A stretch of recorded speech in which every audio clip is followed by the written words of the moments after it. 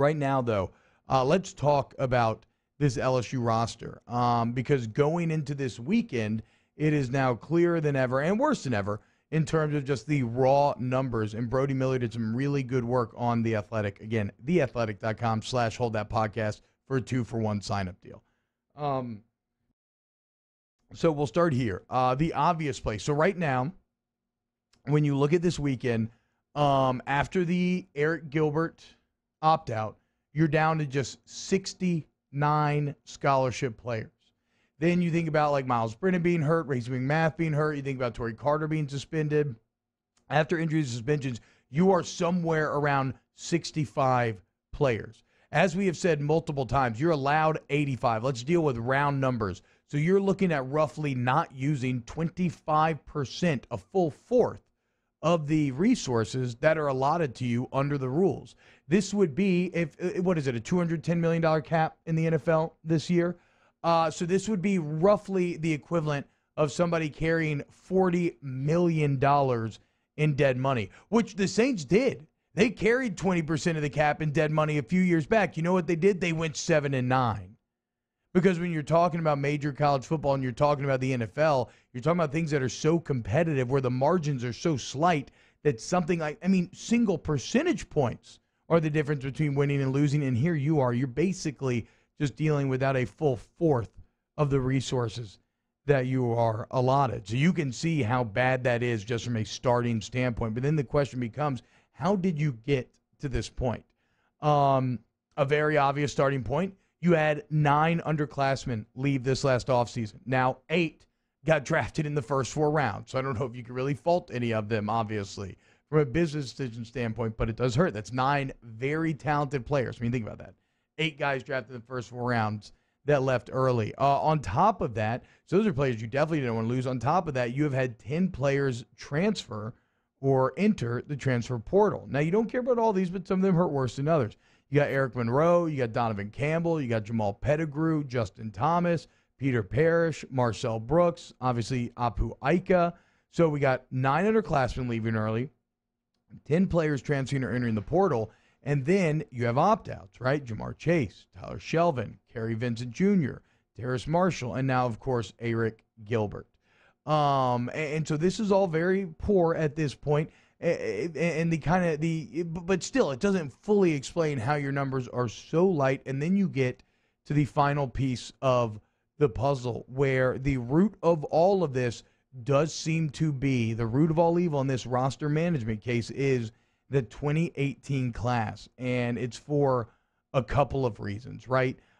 First off, 9 players have transferred from that class, and you're always going to get some attrition therein. So that definitely hurts. But then there's a more interesting influencing factor here that you hadn't really always considered, right? Which is that 2018 class had 3 grad transfers and 3 JUCO players. And they were incredible. They paid huge dividends, right? You're talking about Joe Burrow, Cole Tracy, Terrence Alexander, who played, right? Damian Lewis, who now is one of the best guards in the NFL. It's so crazy. Trez Moore didn't do much, but Troy gave you some good spot play, right? But you're talking about 6 guys that were essentially short-term rentals.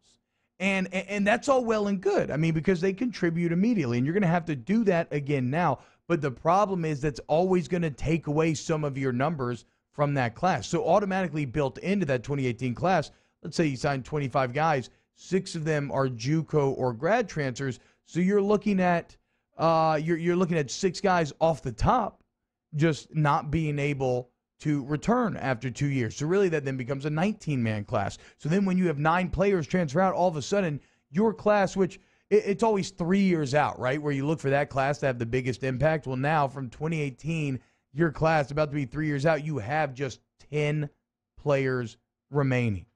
Just 10 players remaining. And so that shows you kind of how just the dire straits that LSU is in when it comes to rebuilding this roster, especially given that you only have 25 more scholarships that you can add. And really, when we talk about signing day next Wednesday, I think we're really going to crank up the hype after this Florida game because that will be the story next week. because quite literally everything, we talked earlier about how LSU and Coach O, maybe they weren't the best prepared to handle success, but they've proven time and time again to be able to handle adversity. Well, the answer to this adversity lies in this recruiting class. It lies in keeping it together.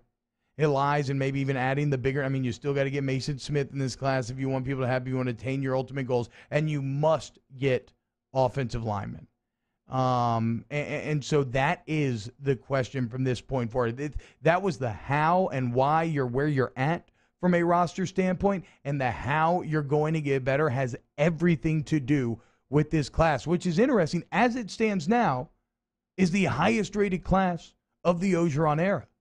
So you have this very interesting dichotomy where on one hand you feel like the program's in more dire straits than it's been in a long time, but on the other hand, you actually right now on paper have your best recruiting class ever. And recruiting is the lifeblood of the school. It's how you're going to remain relevant. It's how you're going to get through this. So goal number one, look, Florida absolutely folks in that, whatever.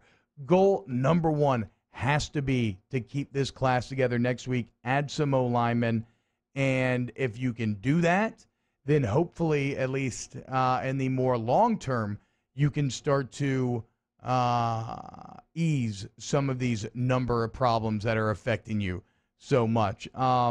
We didn't really get into some of the self-sanctions, but here's a little glass half full thought to leave you with. LSU's they're working with scholarship limitations. They've taken out 8 scholarships. They're only going to have 81 each year. Well, guess what? With your roster problems, I don't know if you're going to have that many players to begin with. So again, same way you're skipping the bowl is a little like you can't lose if you can't play. Hey, if you don't have the players to fill scholarships, and those lost scholarships mean nothing. Some 4D thinking there from the Tigers. All right, when we get back, I want to talk about the New Orleans Saints some. I want to talk about the New Orleans Pelicans some. Then we got Will Guillory coming up at 9:30. Keep it locked right here on OTBOT.